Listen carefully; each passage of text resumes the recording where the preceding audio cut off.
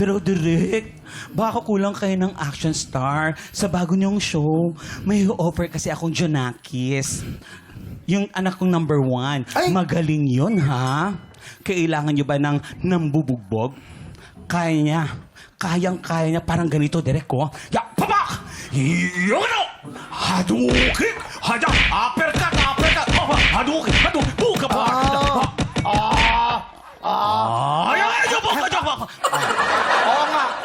Oo nga.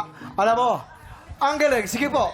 I'll call you and don't ever call me. Ay, teka lang din. Madam producer, ang bata-bata niyo ba lang, producer na kayo? Siguro marami kayong pera, madam. Alam niyo po ba yung number 2 kong anak? Naku, pwede rin po maging kontrabida. Gusto niyo ba yung laging galit? Nagwawala? Kaya niya yun. Parang ganito, direct ko. Hoy!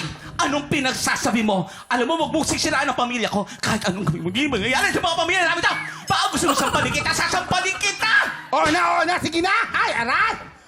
Pwede naman, pero alam mo na, very cute lang ang budget namin. As in, maliit lang. So, is that carry for you? Malit lang po ang TF. Mga gano'n po kaliit? Maliit na maliit o maliit? Maliit pa sa tinatago ni Jason. Ay, naku. Alam ko po yan, Direk. Sige po, Direk. I'll call you na lang po. Don't call me, ha? And